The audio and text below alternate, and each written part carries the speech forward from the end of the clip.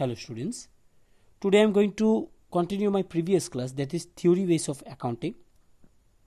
In this class I am going to discuss about goods and service tax, that is GST, stock or inventory, purchase and purchase return, sales and sales return, discount, debit and credit, and depreciation.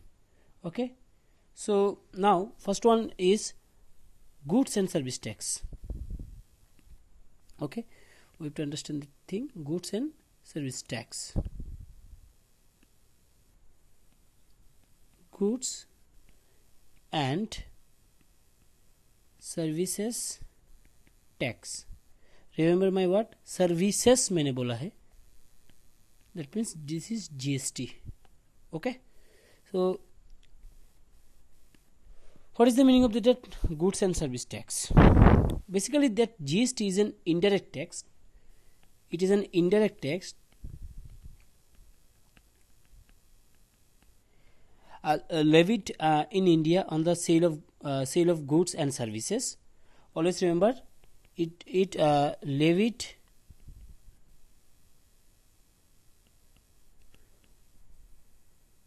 on the sale of goods and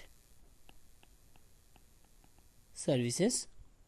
Okay, so goods and services are divided into different tax slabs in different percentage of tax of GST is fixed for each slab. For example, there are different tax slab will be there, यानी different categories में different tax देना पड़ रहा है. तो India में जो tax slab है उसको हम लोग डिफरेंट कैटेगरीज में डिवाइड करेंगे. जो डिफरेंट कैटेगरीज है, different tax slab are 0%, 5%, 12%, 18%, and 28%. They are the slabs.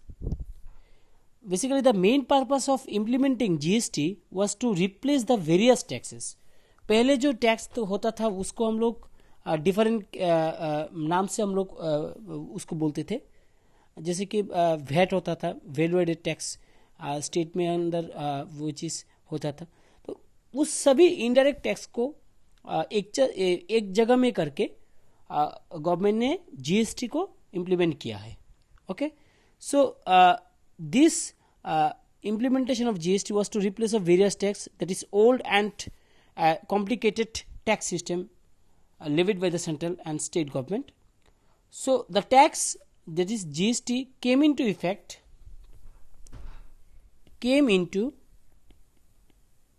effect from 1st July 2017. Okay, this is the date of that implementation of GST. Okay, for example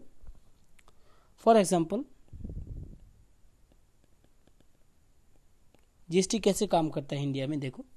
For example, suppose if 20,000 GST is collected,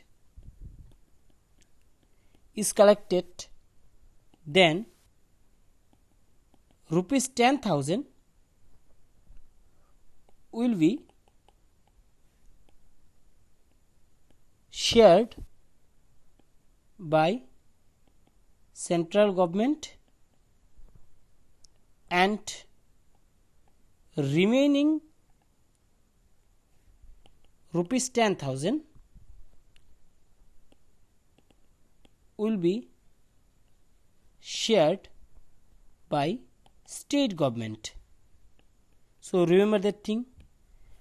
अगर India में 20,000 कोई भी state से वो GST उठा है उसमें से डिस्ट्रीब्यूशन कैसे होगा? इस 20,000 को हम लोग दो तरीके से डिस्ट्रीब्यूशन करेंगे, स्टेट और एक है सेंट्रल।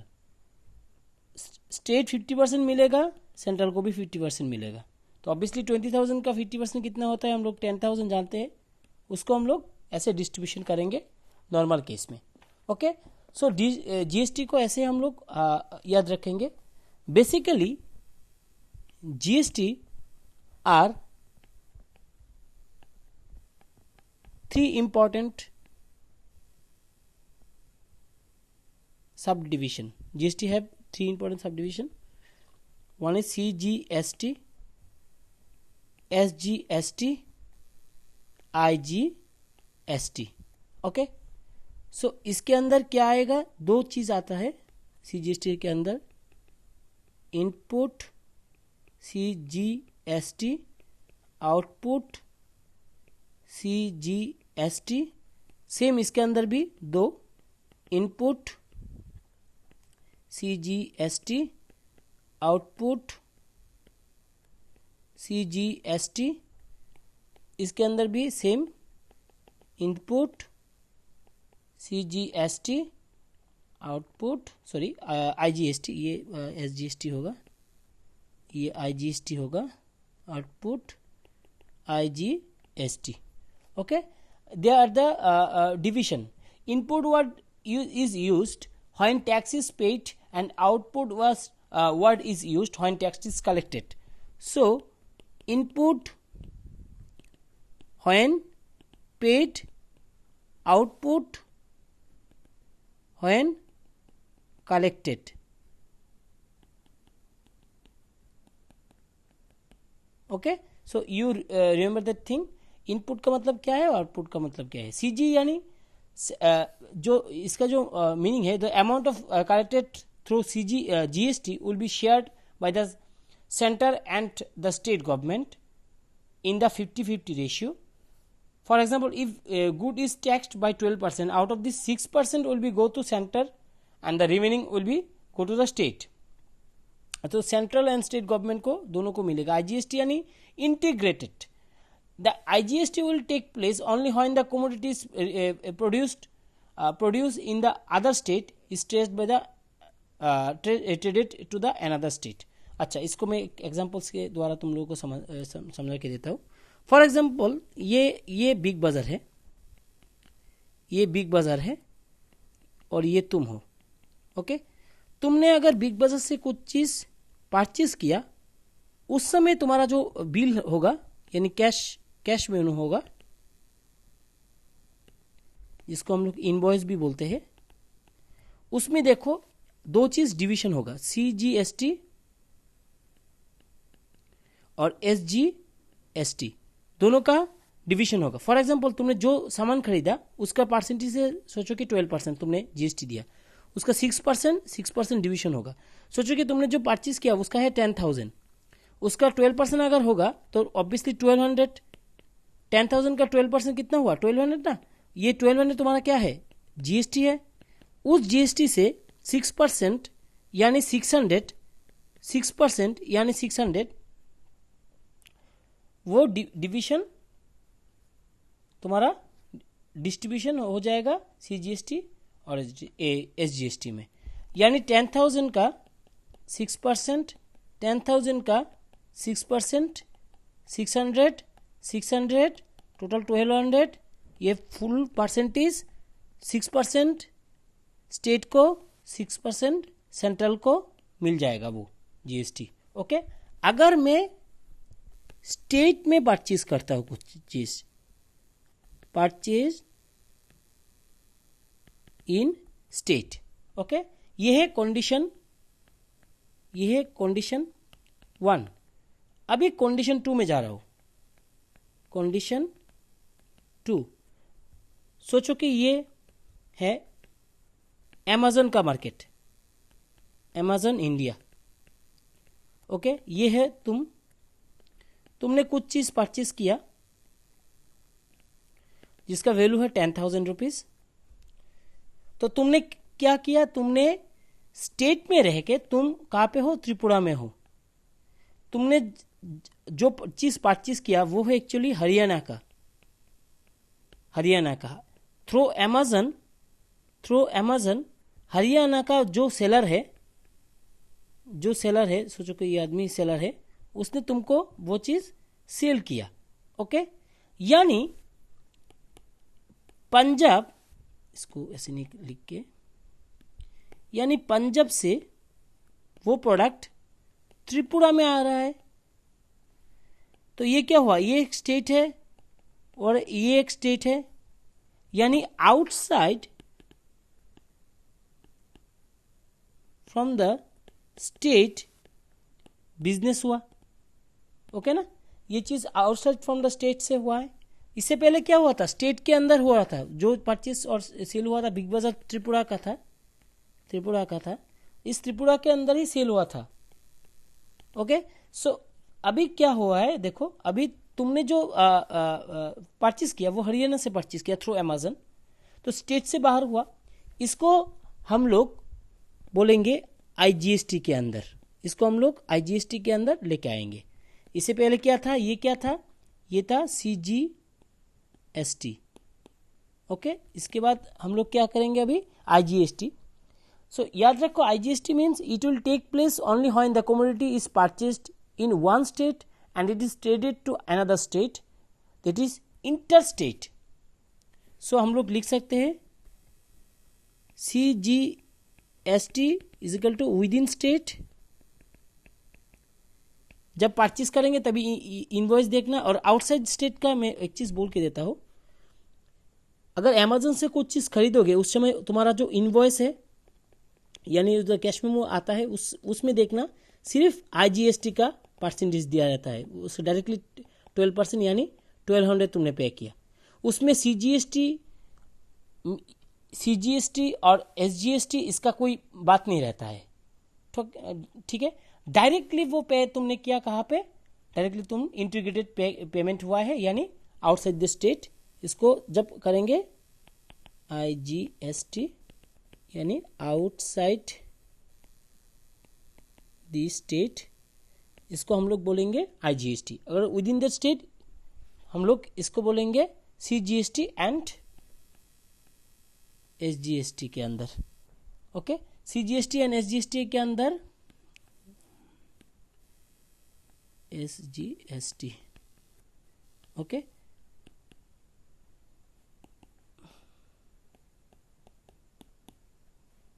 ओके, सो ये चीज याद रखना। तो what is the characteristic of features of GST? Basically most of the important indirect tax of the center and state are integrated under the GST.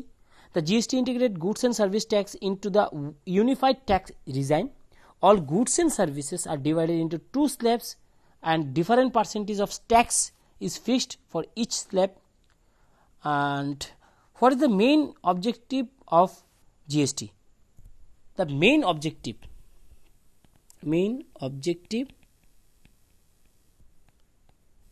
of GST, the main objective is one country one tax, the main objective. Next one is no tax on manufacturing. Okay, manufacturing, GST, that is GST based on consumption. Next one is obviously to remove all indirect tax,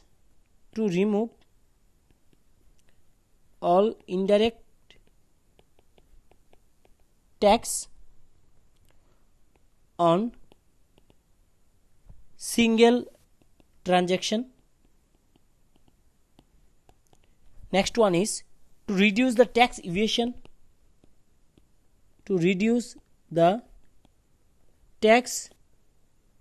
evasion, okay, and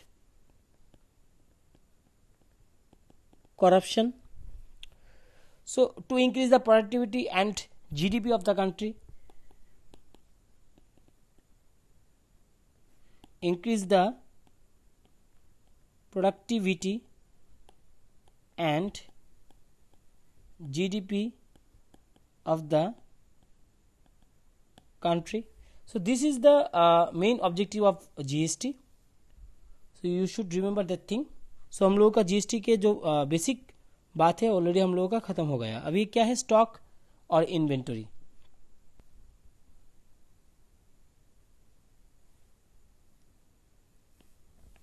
दोनों है stock और inventory.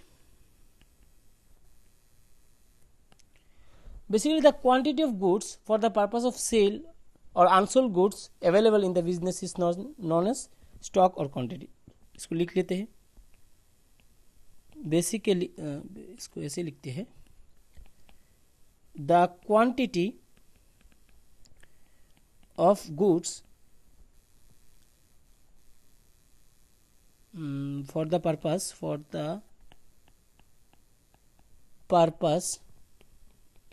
of sale or unsold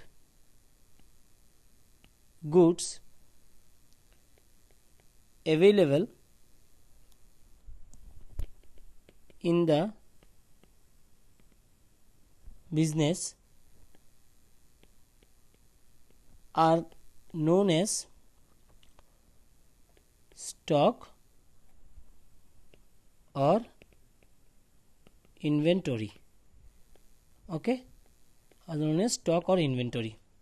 Basically there are two stock को हम लोग divide जब करेंगे, इसको हम लोग दो तरीके से डिवाइड करेंगे. One is opening stock and another is closing stock. Opening stock और क्लोजिंग स्टॉक का सिंपल तरीके से तुम लोग ये सोचो.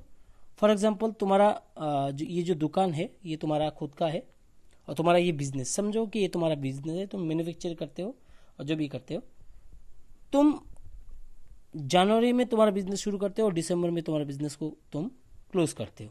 ठीक है, तो तुम ये बिजनेस 2016 से चले आ रहे हो, 2017, 2018, 2019 एंड 2020 और 2021. यानी तुम ये 2016 से लेके आ रहे हो ये बिजनेस को. 2019 में आके कुछ स्टॉक है जो तुम्हारा 2019 में सोल्ड नहीं हुआ है, उसको तुम 2020 में ओपनिंग स्टॉक हमेशा बोलोगे. जो अनसोल्ड रहा है उस स्टॉक को तुम ओपनिंग स्टॉक बोलोगे. सोचो कि तुम्हारा 100 स्टॉक ओपनिंग स्टॉक है. उस ओपनिंग स्टॉक से तुम्हारा इस साल सेल हुआ है, सोचो कि 80 स्टॉक. ओके, तुम्हारा ये सेल हुआ है तो कितना पड़ा रहा, 20 स्टॉक अभी भी तुम्हारा सोल्ड नहीं हुआ है. वो दिसंबर 31 तक आते आते वो 20 स्टॉक अभी भी है. ये 20 स्टॉक 2021 में फिर से ओपनिंग स्टॉक हो जाएगा. 20 स्टॉक, सिंपल बात. तुम्हारे पास तुम्हारी दुकान में जो चीज़ पड़ा रहा है ऑलरेडी 2019 में, जो चीज़ अभी तक है, उस चीज़ को तुम तो डस्टबिन में उसको तो थ्रो नहीं मारोगे, ऑब्वियसली उसको लेके चलोगे ना 2020 में. तो वो 2020 में तुम्हारा जो प्रोडक्ट रहा, जो प्रोडक्ट तुम्हारे पास 2019 में था उसको तुम लेके चलोगे. ऑब्वियसली 100 प्रोडक्ट था, उसको उसमें से तुमने 80 प्रोडक्ट को सेल किया, बाकी 20 प्रोडक्ट तुम्हें अभी भी है तुम्हारे पास. This is called, this 20 product is called closing stock and this 100 is equal to your opening stock. वही 20 जब क्लोजिंग स्टॉक हो जाएगा 2021 में, फिर से जनवरी महीने में, दिसंबर के 31 में उसका क्लोजिंग स्टॉक बनेगा. जनवरी 1 में, एक दिन के बाद वही ओपनिंग स्टॉक हो जाएगा. ओके, ये स्टॉक का मामला है. तो आई थिंक तुम लोग को अभी समझ में आ गया. इसके बाद है purchase and purchase return. Simple बात. 3 number, purchase and purchase return. पहले परचेज क्या है हम लोग जानते हैं. Simple, purchase means the commodity which a trader deals. Purchase means a commodity यानी goods ये भी बोल सकते हो, in which जो भी है गुड्स वगैरह जो भी है, इन विच ए ट्रेडर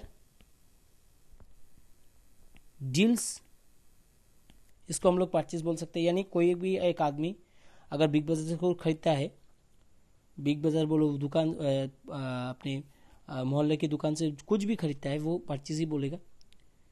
यानी परचेज दो तरीके का होता है। परचेज को अगर डिस्ट्रीब्यूट करेंगे हम लोग, दो तरीके का हम लोग देखते हैं। एक है कैश परचेज और एक है क्रेडिट। ओके, कैश में भी होता है, क्रेडिट में होता है। During that accounting period, that purchase during that accounting period, याद रखना हम लोग अकाउंटिंग पीरियड के बारे में हम हमेशा सोचेंगे वो चीज़। और वो चीज़ याद रखो कि total purchase are adjusted by the deduct in the value of goods. अच्छा, जो भी है ये हम लोग बाद में बात करेंगे परचेज को लेके। मगर परचेज रिटर्न क्या है?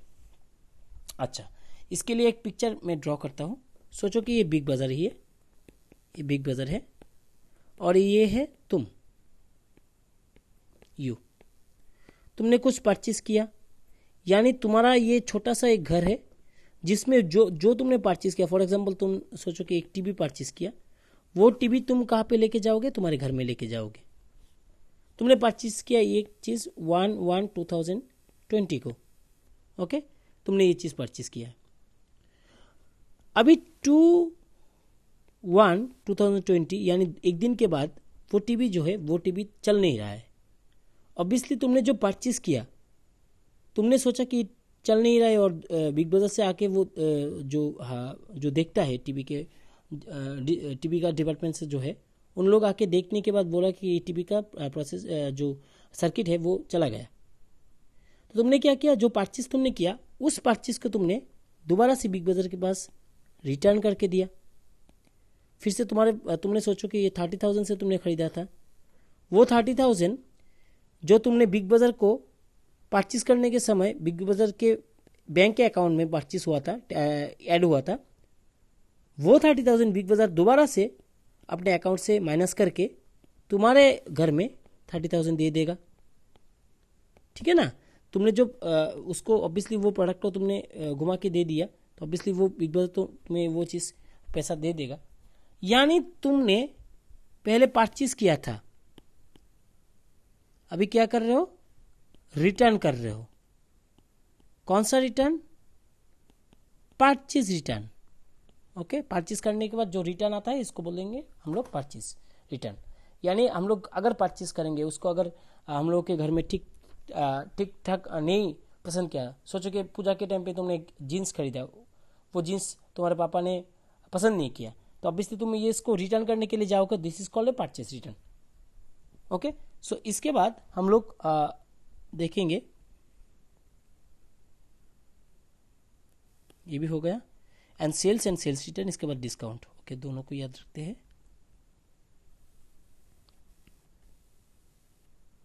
कितना नंबर था? 3, 4 number. Sales and sales return, same Big Bazaar. तुम इस पॉइंट ऑफ व्यू में देखो, इस जगह में मैंने तुम्हारे लिए ये चीज़ सोचा। ओके, ये तुम्हारे लिए सोचा मैंने, यानी तुम्हारे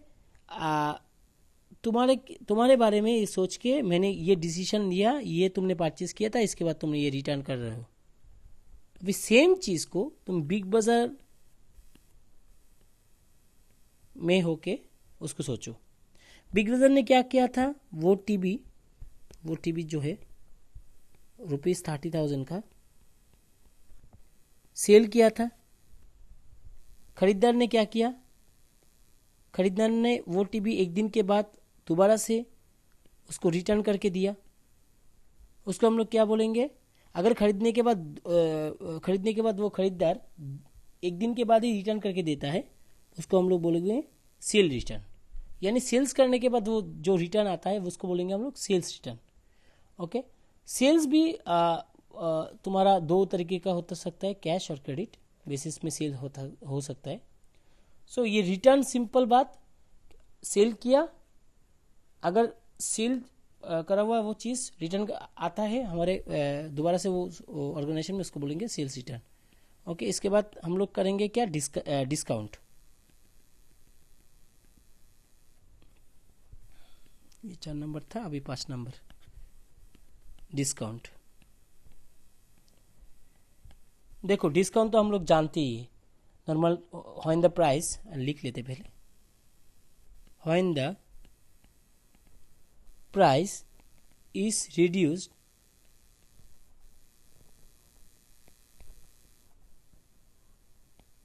for the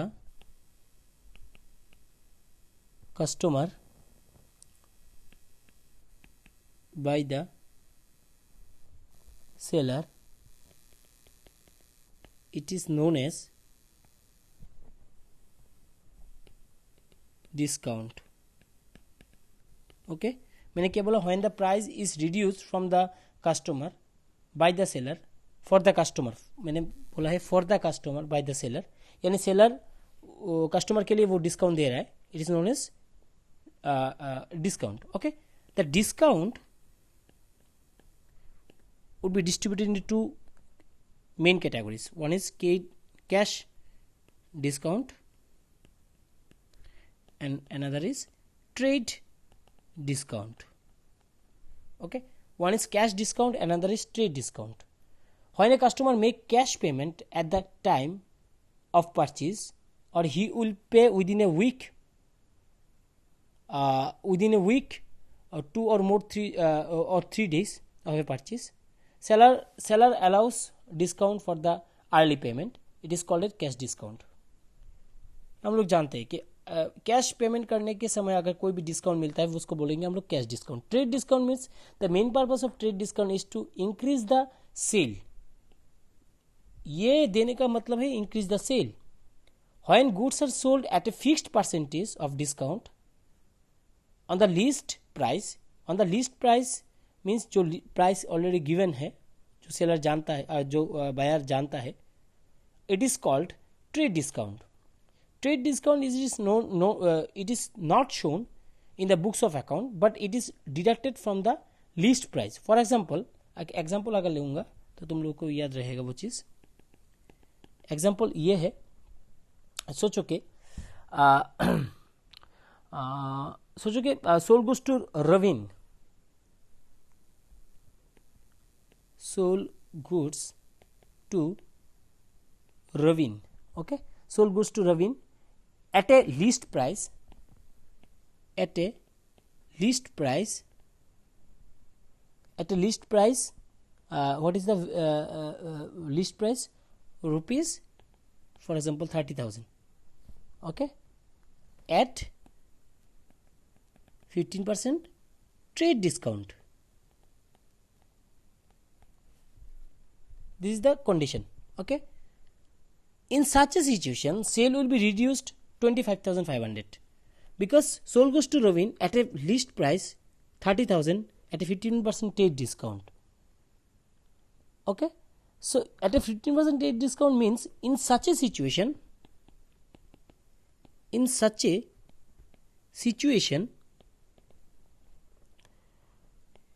sale will be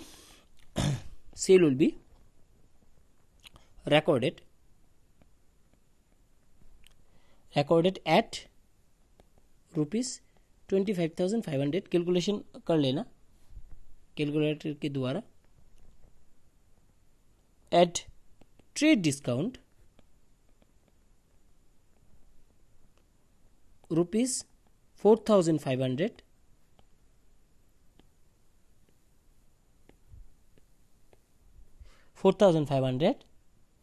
will not be recorded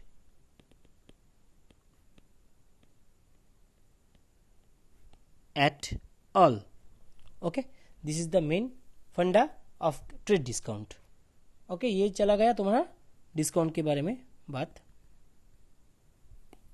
हो गया। अभी debit and credit, directly debit and credit.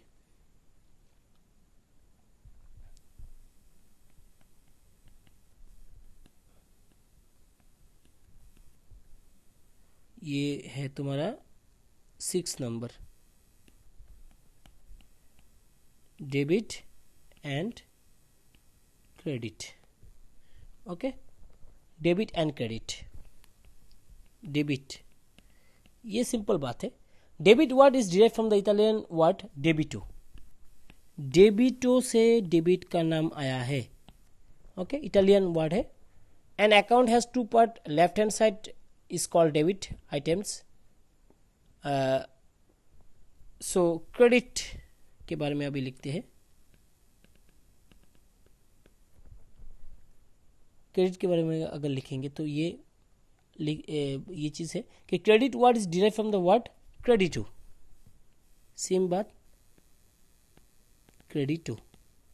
Okay, ये क्रेडिट वर्ड से आया है. Credit word is derive from the Italian word क्रेडिटो.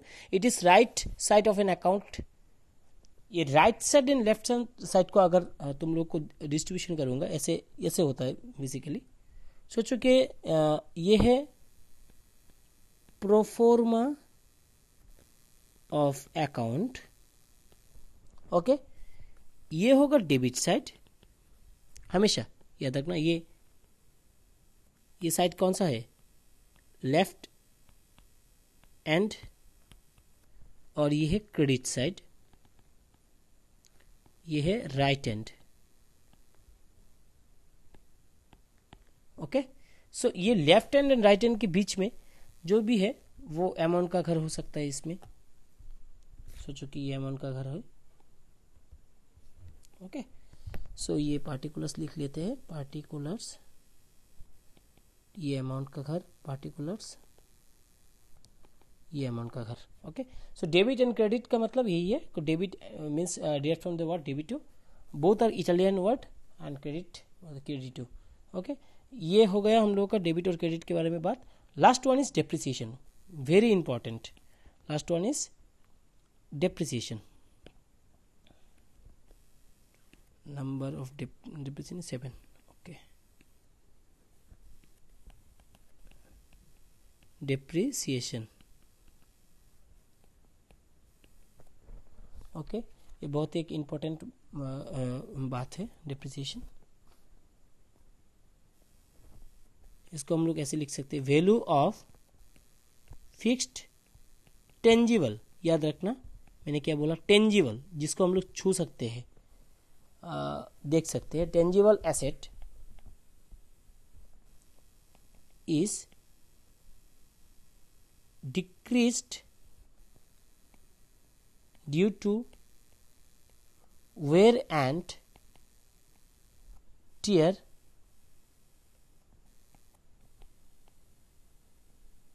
passage of time and obsolescence. obsolescence का मतलब है अगर कोई भी चीज़ पुराना हो जाए उसको हम लोग obsolescence बोलेंगे. इट इज, अच्छी तरह से लिख लेते हैं, it is called depreciation. For example अगर बोलूंगा, सिंपल बात, तुम्हारे पास स्मार्टफोन हो सकता है. एक स्मार्टफोन है, ठीक है, ये तुम्हारे पास, सोचो कि ये स्मार्टफोन है. तुमने ये प्रोडक्ट को, स्मार्टफोन को खरीदा है तुमने 20,000 से. फॉर एग्जाम्पल तुमने ये खरीदा है 20,000 से. ये जो स्मार्टफोन है इसको खरीदा है तुमने 20,000 से.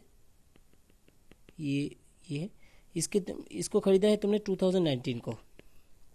अभी तुम चल रहे हो 2020 में. इसको अगर सेल करने के लिए जाओगे तुम्हें क्या 20,000 मिलेगा या कम मिलेगा या ज़्यादा मिलेगा? ऑब्वियसली तुम्हें ये 20,000 से बहुत कम मिलेगा.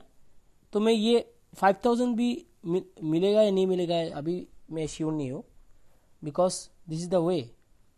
ये जो तुमने 20,000 से खरीदा उसका वैल्यू जो अभी 5,000 में चला आया, why this is done? Because ये जो मैंने बात बोला ऑब्सोलेसेंस, इसका मतलब है टेक्नोलॉजिकल चेंज. तुमने जब खरीदा उस समय टेक्नोलॉजी अगर जो था, अभी 2020 में आके एक साल में ही टेक्नोलॉजी दोबारा से चेंज हो गया. 5G चला रहा है अभी, 3G 4G तो बात का बात है. तो ये जो टेक्नोलॉजिकल चेंज है, इसको हम लोग बोलेंगे ऑब्सोलेसेंस. इसके लिए पुराना हो रहा है वो प्रोडक्ट, ठीक है ना। ये जो बात है वो सिंपल बात, बिकॉज ऑफ डेप्रिसिएशन, इस जो वैल्यू कम हो रहा है बिकॉज ऑफ डेप्रिसिएशन। अभी देखो अच्छी तरह से, value of fixed tangible asset, mobile तो टेंजिबल है, छू सकते हैं, देख सकते हैं सब कुछ। एसेट इज डिक्रीज, मैंने वैल्यू बोला है, decrease due to wear and tear, काम करने के लिए, पैसेज ऑफ टाइम, समय के लिए, and obsolescence because of technological change, everything is called in depreciation. Okay, so depreciation, always remember that thing is called there are for because of wear and tear and everything. Okay, so ये चीज़ याद रखना. और एक चीज़ कि depreciation is charged on the fixed asset, but there are two types of fixed asset. depreciation के लिए जो charge होता है, depreciation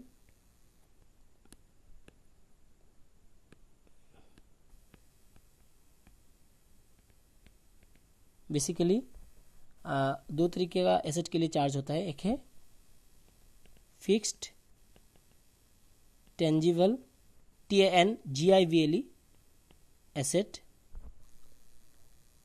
and fixed intangible INTANGIBLE asset. Okay, decrease in fixed tangible asset due to use and time is termed as depreciation. Depreciation is charged on fixed asset, but there are two types of asset, fixed tangible asset and fixed intangible asset. मगर depreciation जब charge करेंगे fixed tangible asset के ऊपर charge होगा because of use and tear, because of obsolescence, because of use. Decrease in fixed intangible asset is known as amortization. इसको हम लोग बोलेंगे, ये बुक में ना भी लिखा देख सकते हो तुम, ये चीज लिख लो, amortization, and it is not depreciation. ये गलतफहमी में मत रहो, इसको depreciation बोलते हैं, इसको depreciation नहीं बोलेंगे, इसको हम लोग बोलेंगे क्या, amortization. याद रखना, डेप्रिसिएशन किसके लिए, फिक्स्ड टेंजिबल एसेट के लिए डेप्रिसिएशन होता है, और फिक्स्ड इंटेंजिबल एसेट के लिए there are two types of asset valuation, fixed tangible asset and fixed intangible asset. Fixed intangible asset के लिए हम लोग लिखेंगे क्या, amortisation. Okay, always remember depreciation always charged on fixed tangible asset. ये लिख के देता हूँ, depreciation always charged on fixed tangible asset. Okay, remember that thing. So आज के लिए इतना ही. आई थिंक तुम लोगों का ये चैप्टर ऑलरेडी ख़त्म हो गया है. नेक्स्ट क्लास में और कुछ बात करेंगे और नया चैप्टर के हिसाब से. सो आज के लिए इतना ही. बाय.